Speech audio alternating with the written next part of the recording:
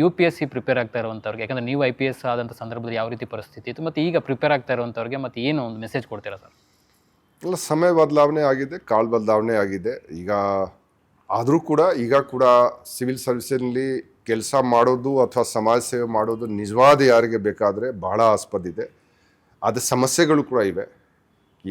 ಎಷ್ಟು ಟೈಮ್ ಕಳೀತಾ ಇದೆ, ಸಮಸ್ಯೆಗಳು ಜಾಸ್ತಿ ಆಗ್ತಾ ಇದೆ. ಸೊ ಮಾನಸಿಕವಾಗಿ ಕೂಡ ಅವರು ನಮ್ಮ ಪ್ರಕಾರ ಸ್ವಲ್ಪ ಗಟ್ಟಿ ಇರಬೇಕು. ಅವರು ಕೆಲವು ಸಮಸ್ಯೆಗಳು ಬಂದಾಗ ಅವರು ಹೆದರಬಾರ್ದು. ಒಂದು ನಮ್ಮ ಪ್ರಕಾರ ಇದು ಸ್ವಲ್ಪ ನೋಡಿಕೊಂಡು ಬರಬೇಕು. ಆದರೆ ಕೆಲವು ಜನಕ್ಕೆ ನಾವು ನೋಡ್ತೀವಿ, ಇಲ್ಲ ನಾವು ಸಿವಿಲ್ ಸರ್ವಿಸಸ್ ಮಾಡಿದರೆ ಮಜಾ ಮಾಡ್ತೀವಿ, ಇದು ಮಾಡ್ತೀವಿ, ಆ ಭಾವನೆ ಏನಿದೆ ನಮ್ಮ ಪ್ರಕಾರ ಇರಬಾರ್ದು. ಆದರೂ ಕೂಡ ನಮಗೆ ಅನಿಸಿದೆ ಅದು ಬಹಳಷ್ಟು ಜನಕ್ಕೆ ಅದು ಭಾವನೆ ಇರ್ತದೆ. ನಾವು ಒಂದು ಟಾಪ್ ಲೈಟ್ ಸಲುವಾಗಿ ಬರೋದು ಡಿಪಾರ್ಟ್ಮೆಂಟ್ಗೆ, ಅಥವಾ ಅಲ್ಲ ನಮಗೆ ಬಹಳ ಸೌಲಭ್ಯ ಸಿಗುತ್ತೆ, ನಮಗೆ ಪ್ರೆಸ್ಟೀಜ್ ಸಿಗುತ್ತೆ, ಅದು ನಿಮಗೆ ನ್ಯಾಚುರಲಿ ಬರುತ್ತೆ, ಅದರ ಬಗ್ಗೆನಿಲ್ಲ.